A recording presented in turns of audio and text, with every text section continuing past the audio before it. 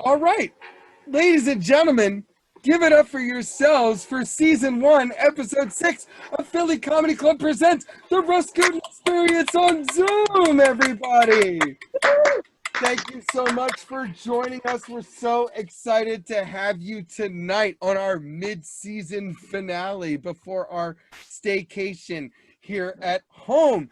Ladies and gentlemen, we have amazing guests this week as always. From his new hit album, Marcellus, which is available on YouTube, Spotify, and iTunes, we have joining us for a live interview and a clip from that album, Mr. NEKO WHITE. And on another edition of my favorite segment, Say Hi to Your Mom For Me, where I check in with comics who have been quarantined with their parents, we have the co-writer of the hit movie King of Staten Island, and also for SNL and Triumph the Insult Comic Dog, my great friend, Mr. Dave Cyrus. So give it up for this week's episode, ladies and gentlemen.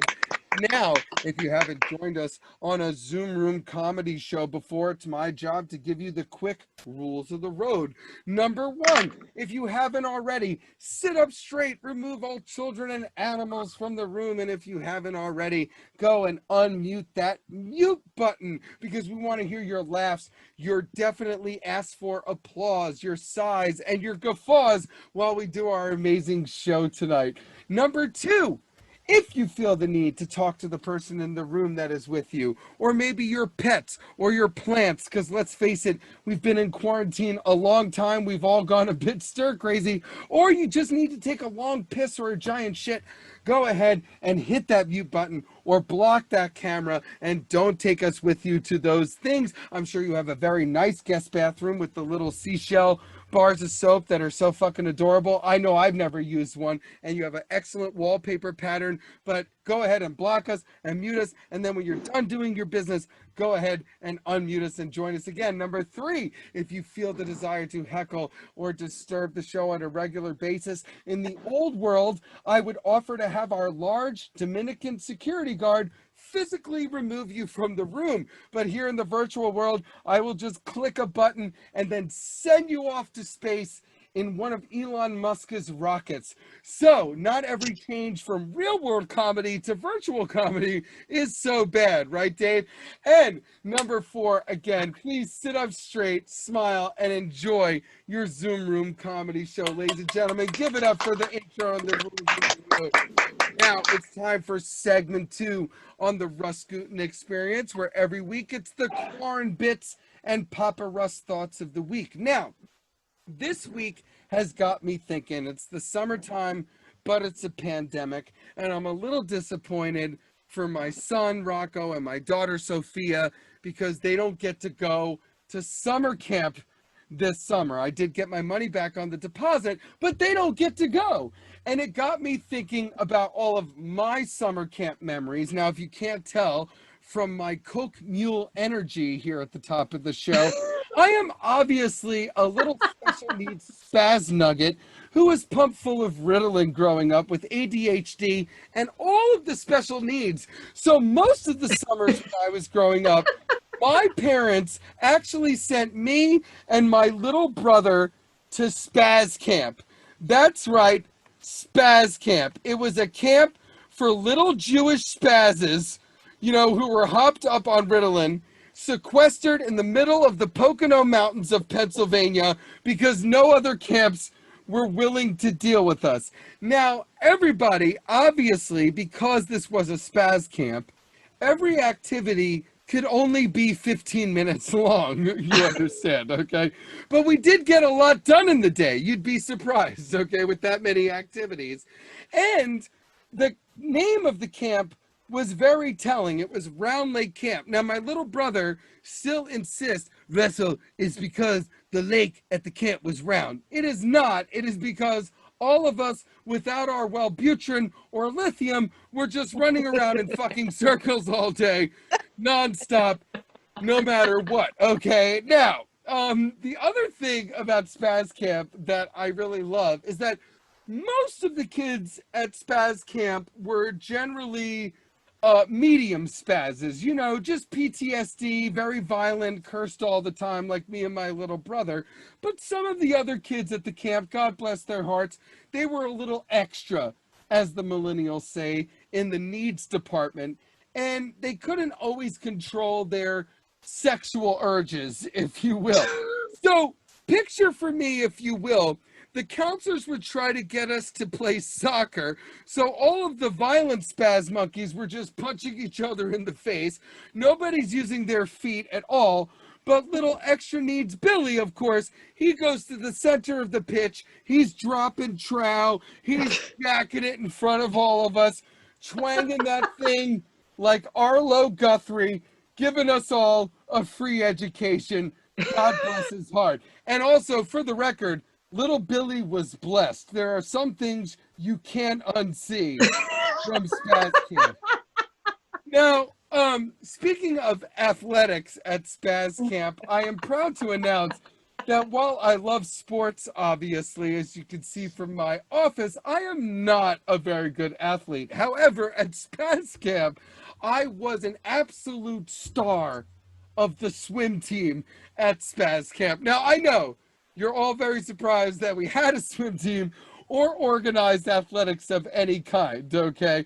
And I'm as surprised as you are. And you would think that as a team, us Spazzes would be very fast swimmers the way we were already flopping around on land all the time, but that was not the case. We would go 0-86 at a tournament, okay?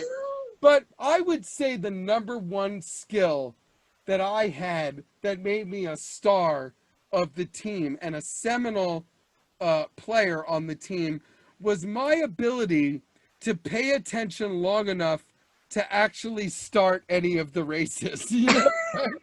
Because most of the time when I wasn't there, it was like 3, 2, oh, there goes David into the woods. There he goes. Oh, he's at the snack bar now. He can catch up with the fork. God bless his heart. Now, before we move on with the show here tonight, I would say the dumbest thing that I think the staff did with us Spazzes at Spaz Camp was take us on a series of field trips into the real world in the backwoods of Church Group, Pennsylvania, Scranton, where we were left in the mountains to die from the rest of society, okay? And I don't think the locals were a fan. And I would say the dumbest field trip they ever took us on was when they took us to a minor league baseball game on bat night. Okay? So picture, if you will, for me, 2 Spaz Nugget busloads of young Russells pulling up to the minor league Scranton Wilkes-Barre Stadium. And as we got out, they handed each one of us off of our medication an 18-inch hand-carved Pennsylvania driftwood bat, okay? And these things were lethal, okay? These are the things that the federales are using to beat protesters with in Portland, okay? They were no joke, okay? And I guarantee you, not 3 seconds in, there were 15 concussions, and poor extra needs Billy from the soccer game, he didn't know what to start whacking off first, okay? Let's be honest, all right? So many orifices, and let me guarantee you, no orifice was sacred when it came to this Billy. Like I said, there are some things from Spaz Camp you can never unsee. So give it up, ladies and gentlemen, for your POPPA RUS QUARAN-BITS and thoughts of the week, ladies and gentlemen. Now, it is time for segment number 2 every week here on the RUS GUTIN Experience, and it's pretty much my favorite, where I welcome my amazing comic friends who have the most amazing comedy albums coming out, where I play a clip from their album, and then they join us for a live interview. And this week is no exception. I've been lucky enough to grow into an absolute superstar in comedy. You've seen him on MTV and Vice. He's the host of Roast Battle in New York, and we are playing a clip from his album Marcellus, which is now available on YouTube, iTunes, and Spotify. So give it up for a clip and then interview from my friend, Mr. Neko White, ladies and gentlemen. Real quick, I am tired of like the news mind of you guys. They'll tell y'all the black people are like offended by things that we honestly never even thought about. Not for real. There was this like actor, some Irish actor. His name was Liam Neeson, and he said something racist, and they were all over the news like Liam Neeson said something racist, and black people are outraged. I was at home confused, like what black people? We don't know who that is. Like, this guy's not famous in my community. When I first heard Liam Neeson, I was like, did he beat up Jussie Smollett? I had no idea. I had no idea who they were talking about. But when you tell us that, we'll try to act offended so we can keep up with our own outrage. Because my mom tried to act mad, but she didn't have the name right. She burst in my room. Can you believe that shit Leon Nelson said about us?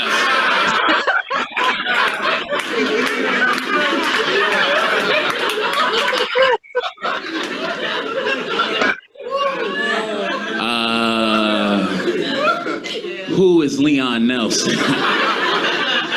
Boy, you know Leon Nelson. The white man from that movie, Take Me Away. You know who I'm talking about.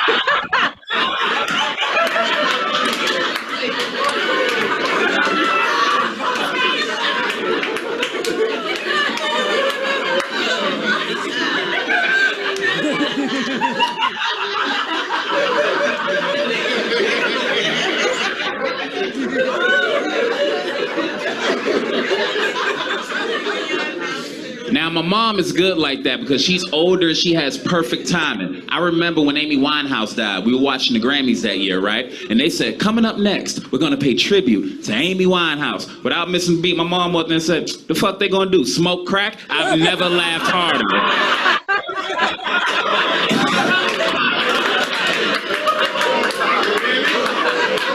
I never laughed harder in my life.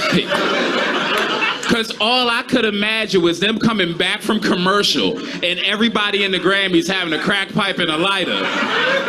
Talking about do it one time for Amy. Ow, ow, ow. I was so excited. Oh, snap. Ladies and gentlemen, please give it up for the most amazing comic and my buddy, Mr. Neko White, ladies and gentlemen. Russ, you were too kind. Thank you all. I appreciate it. Thank you, Dara. Thank you, Patty. Cyrus, what up? Hello, iPhone. Neko, I love the background. I love the background, and thank you for joining us tonight, Neko. Now, your album, Marcellus, which, as you know, I've told you many times, I love every single bit of material I've ever heard you do. The going in party, everything, okay? But I always like the audience to get a little inside look at the process of what we go through making a comedy album. So in terms of the material featured on Marcellus, what would you say is the oldest bit and what is the newest bit on the album? Oh, that's actually hard to tell you. I think the oldest bit on that album is, I think the breast man bit or the teachers or don't give teachers guns. No, who's sucking the dick now, Lamar? You know, that is my I quote it all the time. Daryl. Oh, wow. Even at Passover Seder, I just yell it out. Sorry. I appreciate you. But yeah, the teachers, not giving teachers guns, that bit is definitely the oldest on this one. And the newest one, I'm not even sure, bro. I think it was the newest one of all those was either the Missandra story or or the thing about Biden and Trump? Thank you for asking me that question. Actually, you know what? I think that is because I know the other one. So I would probably guess that you're right.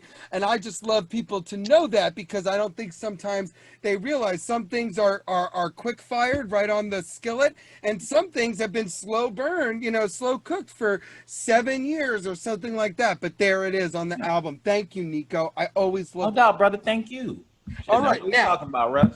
Now, Nico, oh, thank you, brother. Now, Nico, I think some people, especially in the industry, still think of you as like a young comic. But well, they're wrong. Been doing, and they but I've seen people condescend to you a bunch of times, and I don't like it because if you haven't, then tell me. Then yeah, and you've been doing comedy for like 12 years since you were very young. I believe like 13, right? I started at 14. Yeah. Oh, okay. Since you were bar mitzvahed, and this is actually your second album, so you're actually a vet by any standard, obviously. So my question to you is, what was it like to perform at 14 years old as so young in the clubs? Like, what did the managers and the comics treat you like? To be honest with you, it was a lot of fun for me because you got to remember, bro, when I started, I was still almost taller than everybody, right? So I had a baby face, but nobody really gave me too many questions, right? The only thing that was difficult was having, it's weird because it's hard to make friends. You know what I'm saying? There weren't too many comedians that I knew that were my age, or everybody was older than me, and by a lot. And I'm not, how do you say this?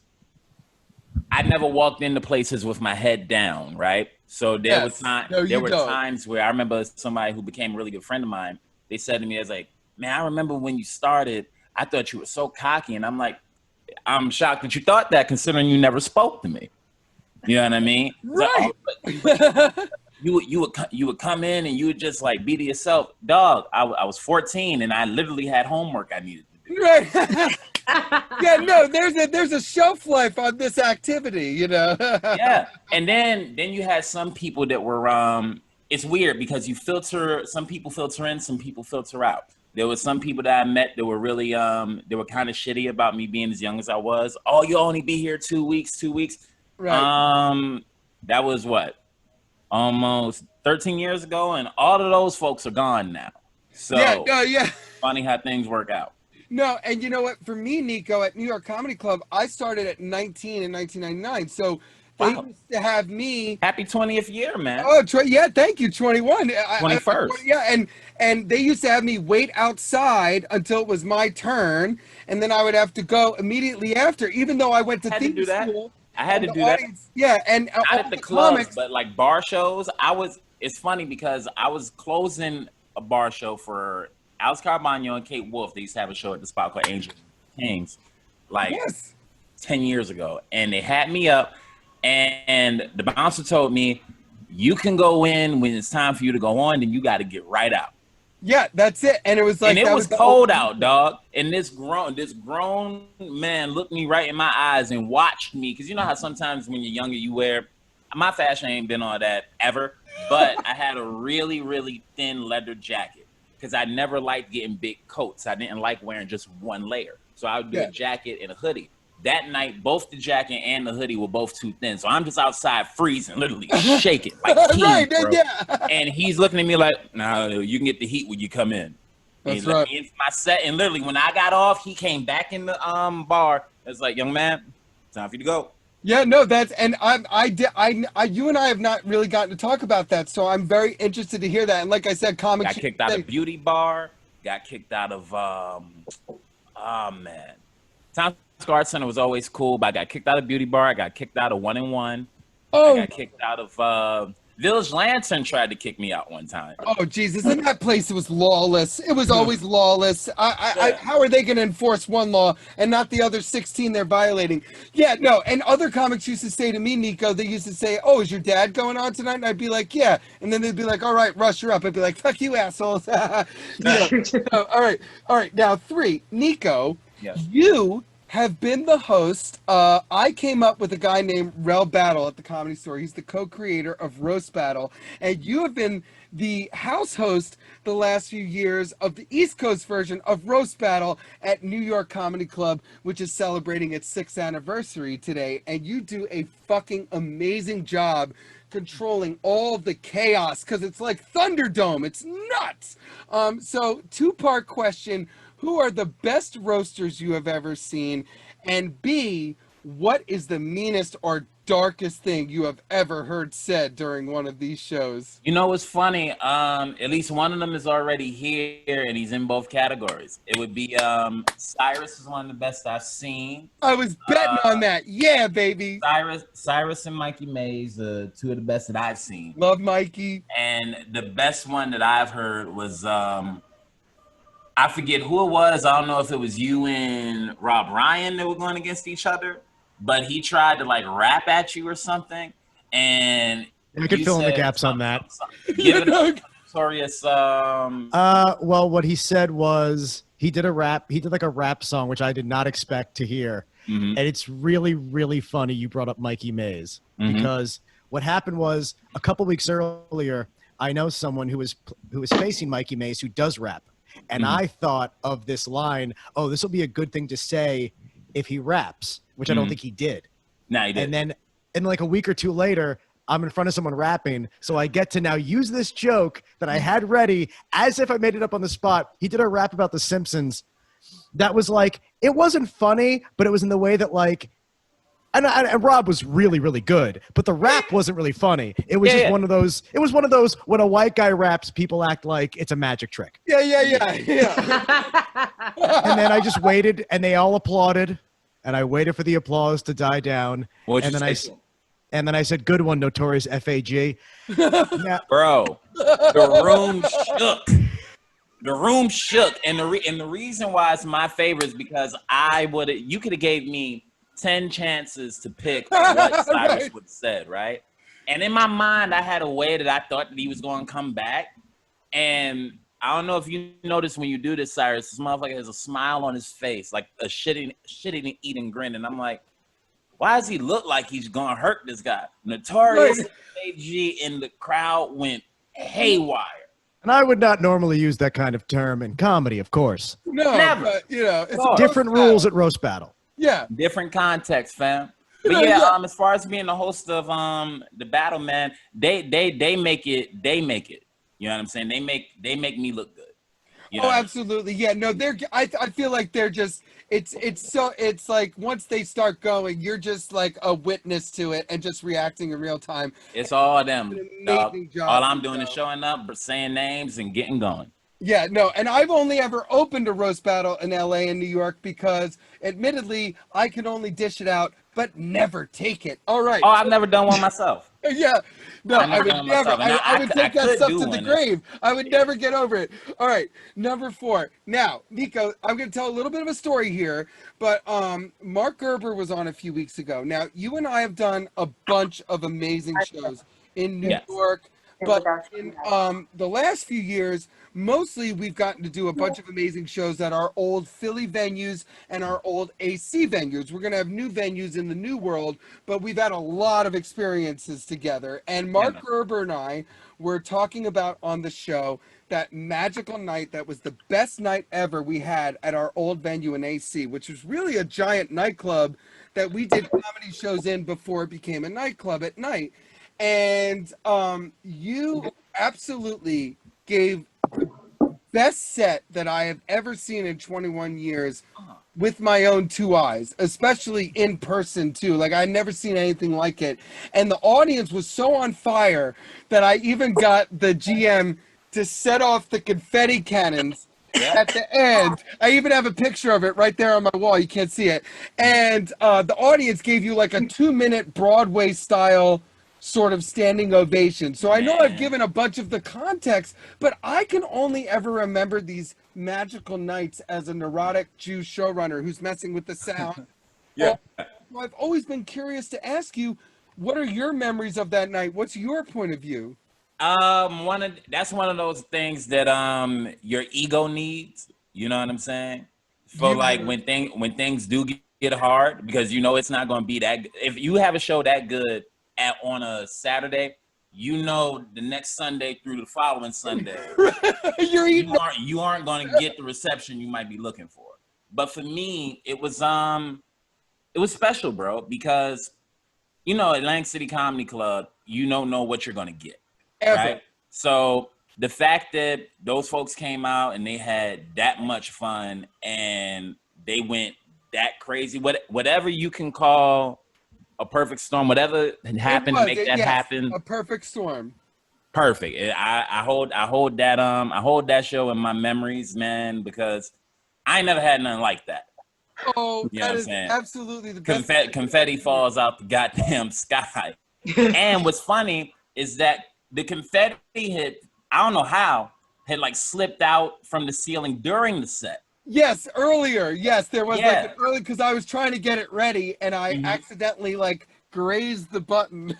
Well, whatever you did worked, because it led to the riff. And then when they stood up, a standing ovation is one of those things you don't see a lot anymore. No. So to get it from any kind of audience is amazing. And it was special.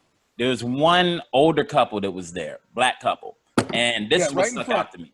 I forget what joke it was. I think it was the breast man one, and I hit that joke, and the old guy stood up and started laughing, and he hit the whatever the stage is. That horrible platform I fell off of. Yes. Oh, you fell off of it?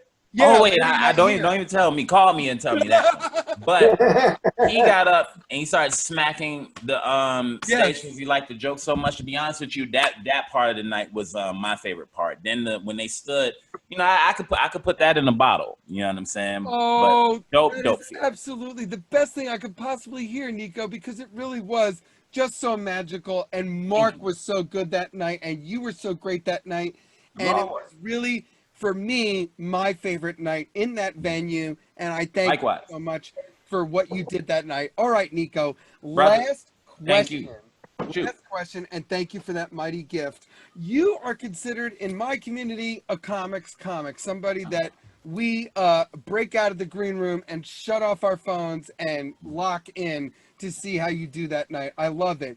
So whenever I have a comic on who's somebody just we all universally respect and like, I always want to know, who are your favorite comics to watch and work with? Obviously, besides Deshaun Jackson's third favorite Drew. Got you. Thank you. So outside of me, yes. Outside of you, of course, my favorite comics to watch. It's an extensive list, but I'll just rattle off the ones that come to mind. Matt Richards. Phil Hunt, Amina Amani, Hadia Robinson. Derek Gaines is one of my favorites. Oh, Derek, yeah, and he kills it in King of Staten Island too. Yeah, Mimi Simpson's one of my favorites. Kareem Green, Donnell Rollins. Kareem's down south now, isn't he? Yeah. All right. Roy Wood Jr. is super solid. His Twitter too. Follow Roy Wood Jr. on Twitter. Oh yes.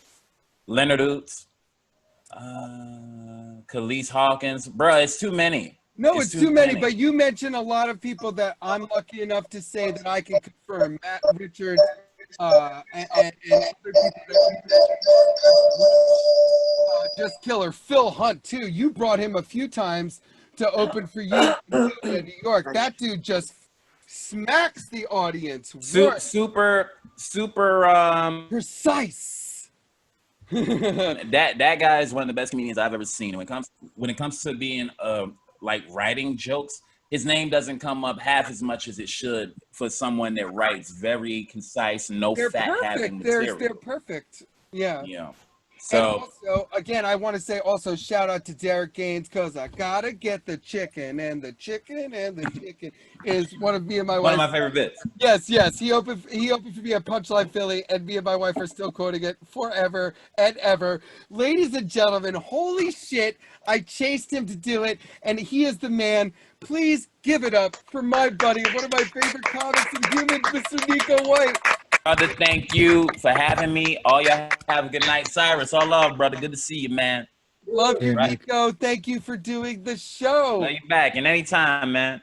Hit me up whenever. Yeah, no, we got more stories to tell. I know it. All right. Now, ladies and gentlemen, we are up to segment number 3 and my absolute favorite segment here on the RUS GUTIN Experience. Every week during the pandemic, of which this show was born out of, I love to check in with my comic friends who have somehow or other ended up quarantined with their parents or families. And this week is no exception. On my favorite segment we call Say Hi to Your Mom For Me. Oh, graphics, bada bing, bada boom, bada bing. It should look like the sign of the bada bing. Say hi to your mom for me. And this week we have one of our most amazing guests for this segment yet. I have known this guy, like we said before the show, I think since the year 2000. He has been a writer for shows like SNL, characters like Triumph the Insult Comic Dog, and he is the amazing co-writer of this summer's #1 comedy and available anywhere video on demand, The King of Staten Island. Please welcome my friend, Mr. Dave Cyrus on Say Hi to Your Mom For Me. Well, this is awkward. Yes, yes. I Valerie am has had not. upwards of 10 people sometimes, so. I am not at my mom's house. I don't know where the miscommunication came. I don't know. Did we miscommunicate? Did I say I was at my mom's? Because In Sun Post, and then I got the vibe, and then I asked you, so I felt like, yeah, this is. Did you? I asked the right question. I might not have read the entire question. We can always play it as a fictional character who has been quarantined with their parents. I live in my great grandmother's apartment that she died in. You know, because it's so cheap. I do live in the same building as my grandmother. Okay. That's where I lived. Maybe that's where I've lived. I got it from when you took your grandmother to the doctor the other week and you duct taped your car with a saran wrap divider. Yes, I put a shower curtain between the front and back seat of my car so I could safely bring my grandmother to the doctor. Oh my God. So did I totally misread this? And that's why I kept saying, can I talk to you directly? Because I want to make sure I didn't get the question wrong. But I said to the questionnaire, should we skip the questionnaire and go to the bonus question, or should we do it? I mean, you can ask me whatever question you want. They may not be, moot. Well, if you weren't quarantined with your parents, then I will just ask you, I think, the bonus questions about Dave Cyrus. Sure. All right, so give it up. Say hi to your mom for me. And for editing purposes, ladies and gentlemen, tonight on Russell Around the Interwebs, that's what we're going to call this segment, which we call the other segment, we are joined by a friend of mine since the year 2000. I'm going to redo it, Dave. The amazing writer for SNL, Triumph the Insult Comic Dog, and co-writer of the hit comedy of the summer, King of Staten Island, available now on video on demand, Mr. Dave Cyrus. All right. I hope you didn't cut anything. No, they'll cut it up later. We'll fix it in post. Now, Dave, I am so excited that you let me chase you down and ask you to be here tonight because I wanted to ask you a few things. You know, I'm a huge fan of yours and I've known you a long time. Long time. We're also joining in on our roast battle conversation. I was totally trying to get Neko and everybody to tell some of those great Dave stories from roast battle. Okay, so Dave, first question is, my wife and I absolutely love The King of Staten Island. We thought it was authentic and heartfelt and totally hilarious. And just besides Pete, the main focus of the movie, there were so many amazing comics in it, like Ricky Velez, Derek Gaines, Jessica Kirson, Carly Aquilino. So we just absolutely loved it. So I have a two-part question for you about the movie, which is, one, what is the thing you are most surprised made it into the final cut that you got away with? And the sub question is to that, what is your favorite thing that got cut out in the end? In terms of things getting in, there were a lot of like very loose improvisations, specifically like between Pete and Belle, his girlfriend. That there were a lot of moments that were like, we have a lot of scripted stuff, but there's a lot of moments where like they wanted to just kind of get into a completely real conversation. So like there's a lot of parts of that where like Belle is just, I think, the best actor in that movie. I think Belle is she's really British too, right? Yeah, she's very British. Her and accent was was amazing. insane. Yeah, she did a better Yeah, she did a better accent than any of the Americans that tried out for that part. It was really like shocking.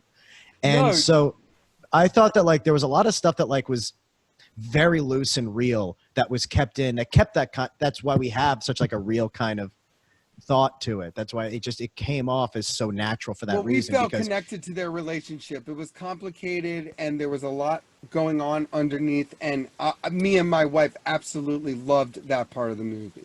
Yeah, and something that I wish had made it in. I mean, there's so many jokes. Yeah. That I would have. One thing that I really wish had made it in was when Action Bronson, after he gets into the hospital, there's supposed to be a scene that I guess the momentum would have been ruined, but after Pete and Bill and Marissa hug, we're supposed to see Action Bronson covered in gauze, still attached to an IV, and bleeding heavily through the gauze, going, "Thanks everybody, that was great, you guys. I'm gonna call a lift, but you guys did a bang up job. There's a terrible flu going around, so you know try to." While a nurse chases him, being like, "Get him back in the in the ground, sir, you are not cleared to leave." Oh my God, he fucking crushed it. I really wanted that scene to. I felt like we needed to know he was okay, and that he was just sort of being like, you know what, I'm fine. I think we're good. I'm just gonna get out of here. No. Because you left with it feeling so proud of Pete that he like answered the call and did what he was supposed to do watching the front of the station, and it led to this great reconciling moment. But I would have loved that, and Action Bronson just crushed it, especially when he's like, "Yo, I can't go to the police." He was just brilliant. I just loved it. I can't believe you got such a great performance out of him. Now, I was also very happy. A line that I desperately I needed it to stay in, and it did.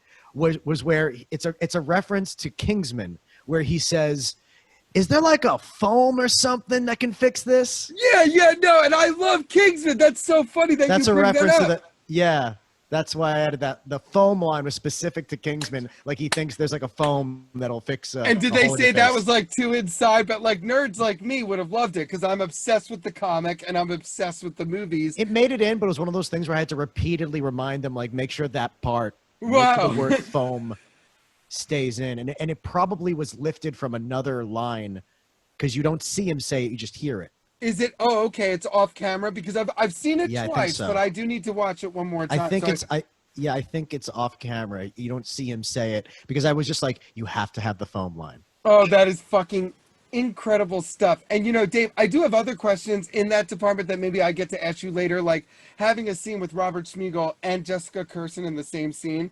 That scene is great, but I'm just curious, like, how much longer that scene could have been with the two of them. Oh, I mean, we had so much, but we had to cut it all because we had to cut a lot because that scene really needed to feel serious, and like it had, you have too much back and forth with them. It just feels like a sitcom. And it was it felt dangerous, and you felt upset that these characters you've come to like, despite their flaws, made a bad choice and then made bad choices all throughout that bad choice. So it did feel like a real situation where things had gone from really, really bad to much, much worse. But I forget the line he says, but when he has the gun, like, this is blah, blah, blah, blah. He says, okay, the original line that I wrote was, as he starts shooting, he yells, "My name is Alan Moskowitz, and today I say no more."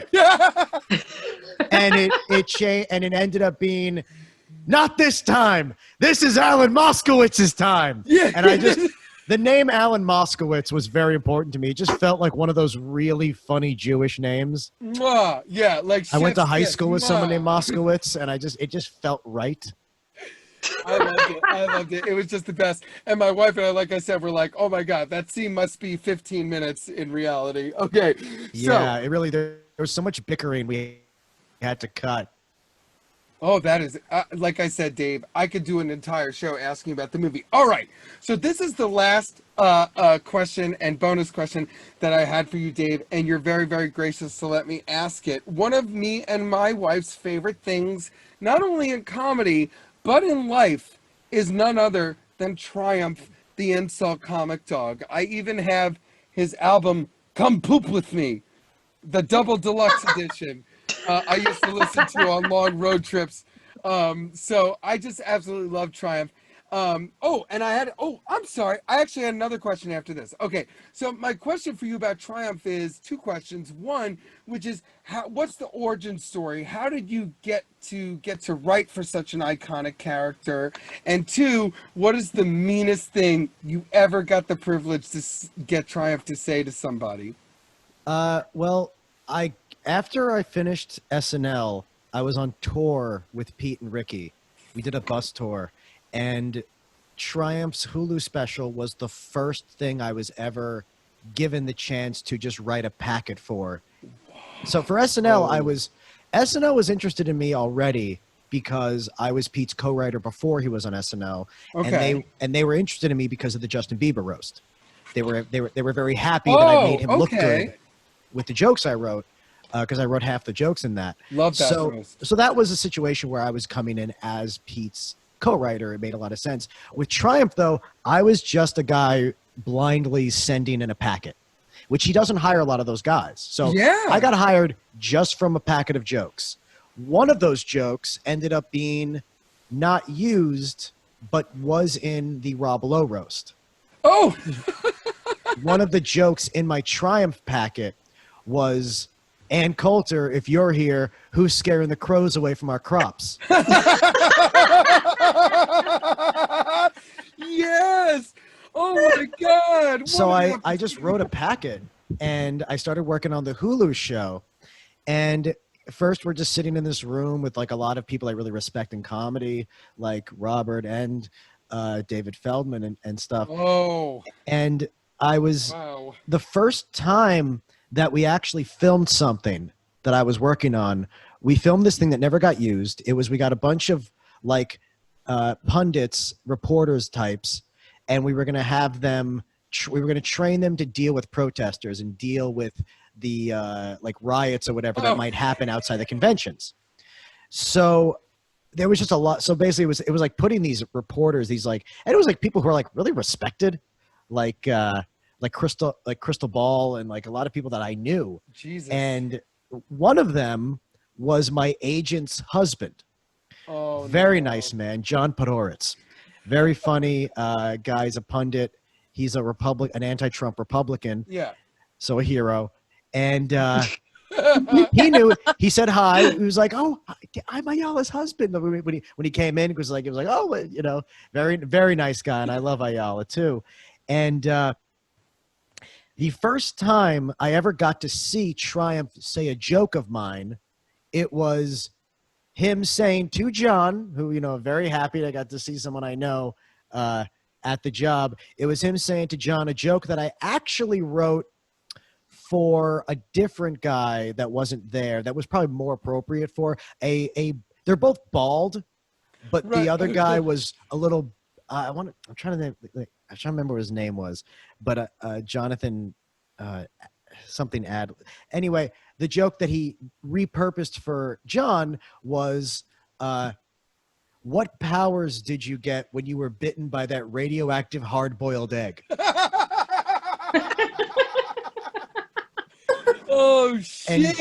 And John said, the power to not have that hurt my feelings. Oh, God damn it. Oh.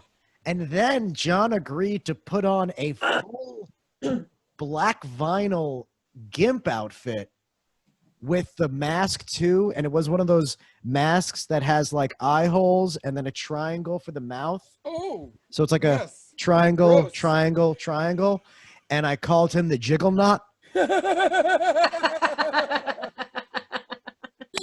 Which I was very proud of because it made one of the other reporters laugh. So that means it was good. Yeah, that's right. Reporters are fucking, they are walls, my friend. And there have definitely been jokes that you had to wonder were just over the line that, of course, he wouldn't use. But I'm just trying to think of everything. Like, for example, I knew this. Okay, so here's a joke that Robert liked, but we knew we couldn't do it. And then I pitched it instead then because I was pitching it for one of Pete's update features about Republicans. Oh, okay. And they also wouldn't do this. And that's happened before, where there was a joke that Smigel wanted to do, and then Colbert said no, and then Pete wanted to do, and Lauren said no. I'll tell you those two jokes. The first one was that Ted Cruz looks like a vampire accidentally bit Charlie Sheen.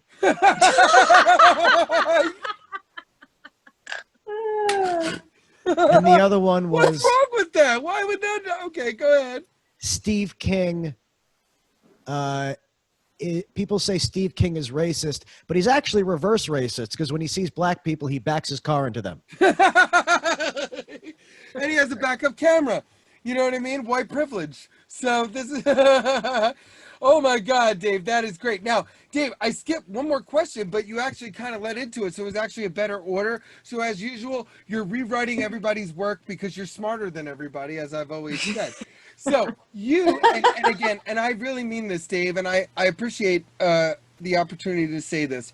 I have always looked up to and respected you and thought that is a real writer. Like, I sort of write for my energy and my voice, but you are just a great joke writer, and it's something that I admire and look up to.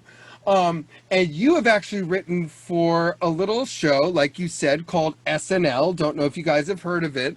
So as our last question tonight, I would just love to know, what was your favorite sketch you ever got to work on there, and why? Well, the thing about SNL was they hated my sketches. I knew you'd be brutally honest. I did get to write a lot of jokes for the cold opens, and I was very proud of a lot of the update features that I wrote. I think the best thing I wrote that year was this was the first update of Pete's that was mostly mine. That was pretty much my own update, and that was about transgender bathroom use. Yeah. So that was one that I wrote. But I also was really happy that I got to write a lot of jokes that were in the updates, like the cold opens, such as when Larry David as Bernie Sanders says, "People are worried I won't get enough of the black vote, but I'll have you know that as Senator of Vermont, I got 50% of the black vote. His name is Marcus." I can't believe you put a joke in Larry David's mouth. That is, I mean, I don't mean you didn't put it in his mouth, Dave. I understand. but yes, but I can't believe you wrote a line and Larry David said it. That is. Yeah, and there was actually, I had a joke that I wanted him to do that he liked a lot. Oh, but no one else. It was too Jewish for everyone else. But Larry really laughed at this. Yeah, no, I'm your demo. Give it to me. There was a line that someone else had written where he says, "I want you to go to your closet, take the vacuum cleaner, empty it out, and send me the pennies." That was someone else's joke. And then I added, and this was I was very proud. I got a big laugh out of Larry for this, where I said, "You can keep the nickels. I'm not a chassa." And I just thought, it's like, the more Yiddish you give Bernie Sanders, the funnier it's going to be. Yeah. And Yiddish is funny in and of itself. It's like Spanglish. I don't need to know what you're saying. I just know that it's funny, you know? Yeah, just saying chassa is funny. Oh my God. Like I wrote, one of the things I wrote was, I got one joke in this where Hillary from today meets Hillary from 8 years earlier. And I was like, the Hillary from 8 years earlier should just grab the new Hillary's phone and break it. Dumb joke, so dumb. Do it on the ground. But I was just like, this is gonna, be crowd pleasing. Like, they really hated my writing. The one thing they liked that I did was I wrote more promos. This version of it. I wrote more promos than anyone. Like, I wrote like a third of all the, "Hey, I'm Jonah Hill hosting SNL," and you have like 5 seconds to write a bad joke. Yeah, so like, but I click on all of those. I'm that dude. So right, so I wrote a lot of those just because no one else tried, and because the shorter, it seemed like the less time you had, the more I got on. Okay. Well, I never knew. It was a tense bit that could actually like wing. And, but yeah, there was a joke that I don't remember if it got on the air or not. I remember it was in dress rehearsal, but it was Ted Cruz saying about Donald Trump when he says something racist, he goes, "Now that is not okay. The Republican Party does not say racist things. We imply them over decades of policy." Yes, that's right. I don't remember if that actually got on the show or not. I honestly don't. I don't know, but you're right. That's right. We apply dog whistles that are not even supposed to be heard by normal people, but we have heard it for a long time, and literally everything we have ever said might happen has actually come true. God bless our Jew hearts. Now, Dave, I can't thank you enough for joining us tonight. If you haven't already, go ahead and please buy or rent what I think will be nominated for Best Original Screenplay, co-written by Dave Sirus, the amazing King of Staten Island, which I think is a Robert Altman level character piece. Please go enjoy it, and thank you, Dave, for joining us tonight, ladies and gentlemen. Thank you, Russ. And I Give just it want up to for say, Dave Sirus. it's so great to see you still doing comedy. Of course, we met like 20 years ago when you were doing what I would describe as the World War I of comedy. Thank you so much. No one, and I mean that because of all the comedians I've ever seen, no one has ever done never, what's the line? Never have so many done so much for so little. That's right. Because you, for crowds of like 25 people, you put in what seemed to be years of audiovisual work so that you could have a conversation with 5 other versions of yourself on these. And this is before flat screens. That's right. Yeah, no, we had to carry Tube them in. televisions that you would stack, and you would have this. I mean, it must have been practiced for months. At least 2, yeah, at least 2. And my dad worked at Radio Shack, which is really the thing that made it possible. If my dad didn't work at Radio Shack at the Cherry Hill Mall, I wouldn't have been able to have done those things where I played like Sergeant Session, and I played all these other characters and did the 12 steps of how to get stoned and go to the movies. At Kenny's Castaway, which you remember, we've done a bunch of shows there, where the sound guy would be on so much heroin that he would be passed out in the alley, and I would also have to run the soundboard too. So we have done some amazing gigs together, my friend. Yeah. Thank you, Dave. And you always say that, and I appreciate it, because that was right before I met my wife and actually was taken care of and became a human being. So I appreciate it, and big shout out to my wife, and big shout out to you, Dave, for joining us tonight. Thank you. I appreciate it. I chased you for a while. Thank you very much.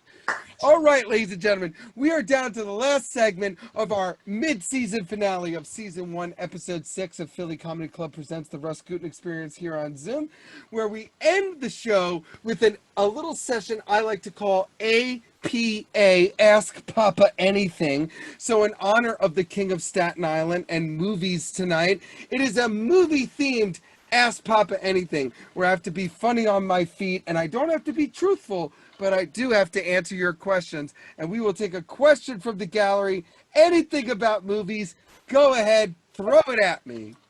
How many movies do you think you've watched in quarantine? In quarantine, thank you to my son Rocco, throwing me another Ask Papa Anything when he's with my parents, and probably should be. But we are doing things our own way here in the new world.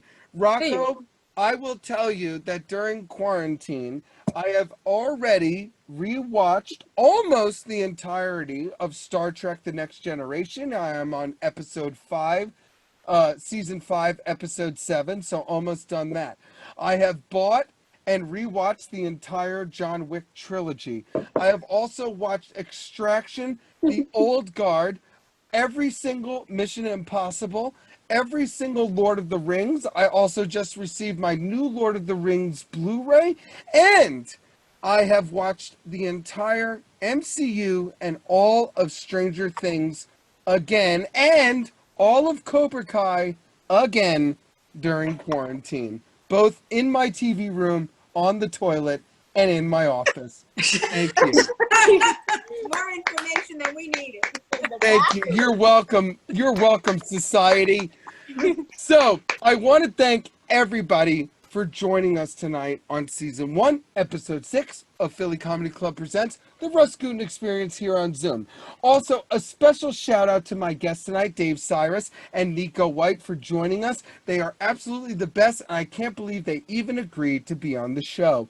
I also want to give a special shout out because tonight, the mothership comedy club that produces all of these shows and your boy POPPA RUS is New York Comedy Club. And it is the 6th anniversary of Emilio and Scott buying that relic club and turning it into the community we all know now.